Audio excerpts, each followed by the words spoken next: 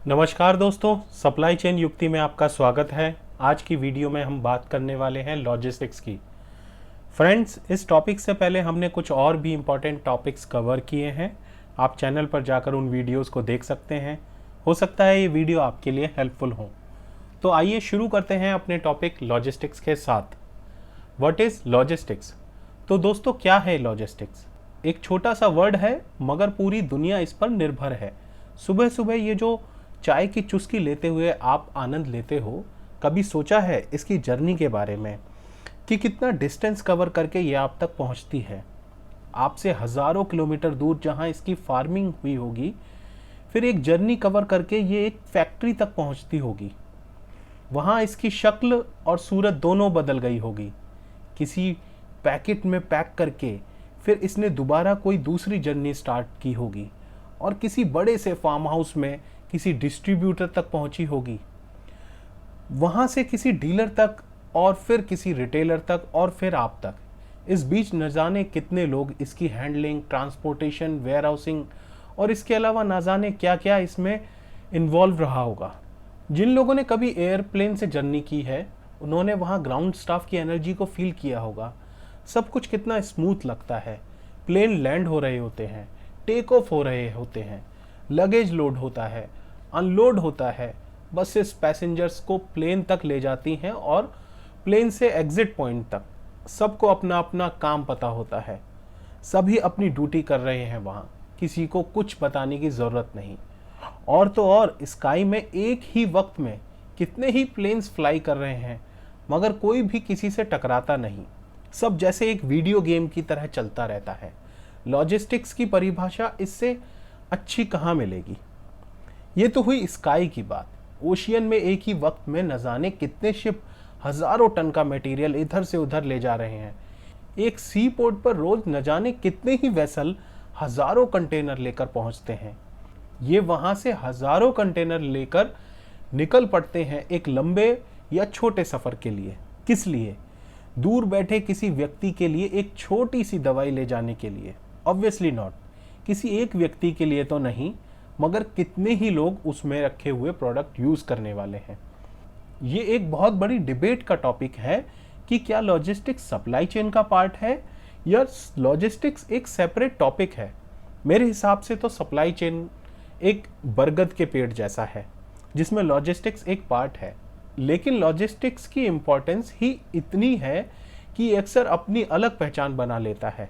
इसके अलावा ये इतनी थैंकलेस जॉब है कि आप किसी के लिए कुछ भी कर लो, लेकिन एक छोटी सी गलती आपकी सालों की मेहनत पर पानी फेर देगी। एक छोटी सी गलती के लिए क्लाइंट आपको इतना जलील कर देगा कि आपका मन करेगा कि उसका मुंह तोड़ दूं। तब लगता है कि लॉजिस्टिक्स में जैसे गलती का कोई स्कोप ही नहीं है। मुंबई के डब्बे वाले का ऑपरेशन देखो तो लोग हैरान रह जाते हैं। बड़ी से बड़ी ऑर्गेनाइजेशंस भी उनकी वर्किंग देखकर हैरान है। कोई कंप्यूटर नहीं, कोई एसएपी जैसा सॉफ्टवेयर नहीं, कोई डेडिकेटेड या स्पेशलाइज्ड ट्रांसपोर्ट नहीं, कोई डेडिकेटेड इंफ्रास्ट्रक्चर या इक्विपमेंट नहीं। किसी आईएम के स्टूडेंट ने उनका एसओपी तैयार नहीं किया है। फिर भी रोज हजारों टिफिन सही कस्टमर तक सही वक्त पर रोज पहुंचते हैं। आज एमबीए में भी स्टूडेंट्स को डब्बा वाला का ऑपरेशन मॉड्यूल स्टडी कराया जाता है। इसके अलावा आपने कभी सोचा है, जब किसी हिल स्टेशन पर जाते हो जो समुद्र तल से हजारों फीट ऊंचाई पर है, वहां भी आपके खाने के लिए कुछ ना कुछ तो मिल ही जाता है। मैगी तो एक ऐसा प्रोडक्ट हो गया है जो आपको कहीं भी मिल जाएगी, मगर इसकी प्रोडक्शन कहीं बहुत दूर किसी समतल जगह पर लगे हुए प्लांट पर हो रही होगी। फिर भी आपको ये हर जगह मिल जाती है। अपने आसपास हर वक्त हम कितनी ही एक्टिविटी होते हुए देखते हैं। हो सकता है आपके ऑफिस के बाहर एक अंकल अपने स्कूटर पर छोले चावल सेल करते हों। हो सकता है उनका घर वहां से 20 किलोमीटर दूर हो। एक छोटे से स्कूटर पर रोजाना गर्मा गर्म खाना आप तक पहुंच जाता है। उसका प्राइस भी वहां के एक छोटे बड़े फूड आउटलेट से आधी या उससे भी कम कीमत का हो सकता है। कम प्राइस में गर्मा गर्म लंच इतनी एफिशिएंटली आप तक पहुंच रहा है, इससे अच्छी लॉजिस्टिक्स की डेफिनेशन और क्या हो सकती है? तो फिर आपको क्या लगता है कि क्या है लॉजिस्टिक्स? ट्रांसपोर्टेशन, या फिर हैंडलिंग, या फिर वेयर हाउसिंग, कहीं डिस्ट्रीब्यूशन तो नहीं है। ये सब है लॉजिस्टिक्स, जो भी अभी मैंने कहा। फिर क्यों ये बड़ी छोटी ऑर्गेनाइजेशंस को एक एक्सपर्ट की ज़रूरत पड़ती है? आखिर ये काम तो किसी से भी कराया जा सकता है। फिर क्यों किसी का पैकेज 30 लाख का है, किसी का 50 लाख का है? क्यों कोई भी चलता फिरता इंसान ये सब नहीं कर सकता जो एक लॉजिस्टिक्स एक्सपर्ट कर सकता है? इसको एक एग्जाम्पल से समझते हैं। केस 1, एक कंपनी जिसका ऑपरेशन सेटअप दिल्ली में है मगर कस्टमर साउथ इंडिया में है। सपोज वो प्रोडक्ट ऑस्ट्रेलिया से प्रोक्योर करके गुजरात में इंपोर्ट करते हैं। गुजरात से इंपोर्ट करके बाय रेल वो मटेरियल दिल्ली के किसी वेयरहाउस तक पहुंचता है। उसके बाद same material by road south India में कस्टमर तक पहुंचता है। अब वहीं केस 2 में वही कंपनी सेम मटेरियल को दिल्ली के वेयरहाउस में इंपोर्ट ना करके पहले चेन्नई पोर्ट पर इंपोर्ट करती है, वहां किसी वेयरहाउस में स्टोर करके बाय रोड साउथ इंडिया में कस्टमर तक पहुंचाते हैं। ये हुआ सेकंड केस। सपोज आपका प्रोक्योरमेंट प्राइस 300 रुपये है और केस 1 के अकॉर्डिंग वो प्रोडक्ट लैंडेड कॉस्ट मिलाकर 350 रुपये का आपको पड़ा, बट वही प्रोडक्ट केस 2 के हिसाब से आपको 330 रुपये का पड़ता है। तब आप कौन सा ऑप्शन चुनोगे? मोस्ट ऑफ द केसेस में आप केस 2 को ही चुनोगे, मगर ये एग्जाम्पल भी सभी फैक्टर्स को कंसीडर नहीं करता। इसके अलावा और भी फैक्टर हो सकते हैं, जैसे हो सकता है केस 1 में आपकी वेयरहाउसिंग कॉस्ट केस 2 से इतनी कम हो कि लैंडेड कॉस्ट मिलाकर भी आपका प्रोडक्ट केस 1 में ही आपको केस 2 से सस्ता पड़ जाए। या फिर ऐसा भी हो सकता है कि आप केस 1 के लिए ही बाध्य हों।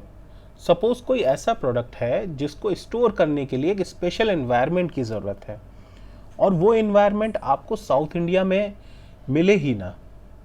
ऐसे में आपको वो प्रोडक्ट किसी ऐसी लोकेशन पर स्टोर करना होगा जहाँ का एनवायरनमेंट उस प्रोडक्ट के लिए आइडियल हो। लॉजिस्टिक्स में जो व्यक्ति कार्यरत हैं उनको न जाने कितने ही फैक्टर्स को ध्यान में रखना पड़ता है। एक भी फैक्टर को आप इग्नोर नहीं कर सकते। हो सकता है आपने कोई एक फैक्टर इग्नोर किया और आपकी सारी मेहनत पर पानी फिर गया। सिर्फ ट्रांसपोर्टेशन या स्टोरेज या फिर सिर्फ हैंडलिंग ही लॉजिस्टिक्स नहीं है। ये ऐसे बहुत सी ऑपरेशनल एक्टिविटीज़ का कॉम्बिनेशन है जो प्रोक्योरमेंट के प्रोसेस के साथ पैरेलली चलता है। आपको हमेशा अलर्ट मोड पर रहना होता है। लॉजिस्टिक्स एक ऐसी फील्ड है जहां आप एक भी दिन के लिए रिलैक्स नहीं रह सकते।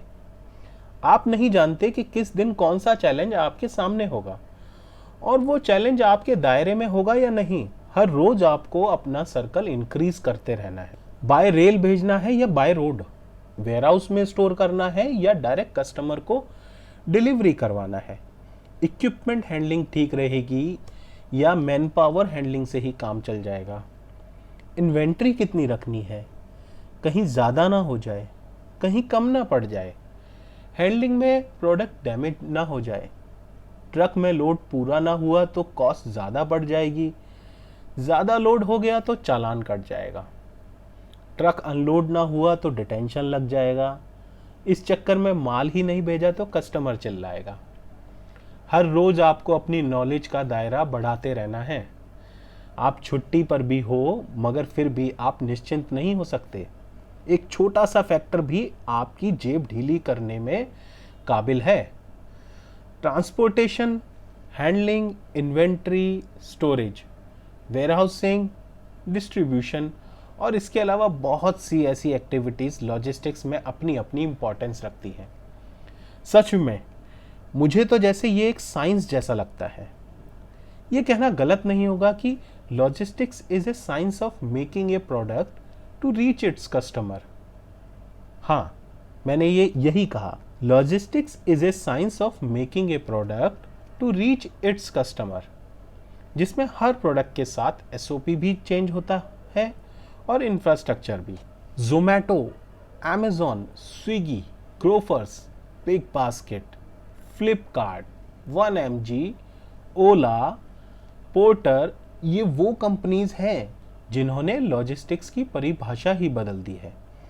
10 मिनट में ग्रोफर्स आपके घर तक ग्रोसरी डिलीवरी कर देता है। कंज्यूमर एंड पर आप इसके पीछे की वर्किंग नहीं देख पाते, मगर ये ऑपरेशन इतना कॉम्प्लेक्स और एडवांस हो गया है कि अगर आप आज भी वही 10 साल पुराने सिस्टम को लेकर बैठे हुए हैं तो समझ लो कि आपके बैठने का ही टाइम आ गया है। क्योंकि जब ये कंपनीज 10 मिनट में ग्रोसरी आपके घर तक डिलीवर कर सकती हैं तो सोचो कि फ्यूचर में ये किस हद तक पहुंच जाएंगी। हो सकता है कि 10 साल बाद आपके गेट के बाहर ही ग्रोफर्स जैसी कंपनी कंप्लीट ग्रोसरी लेकर बैठी हो।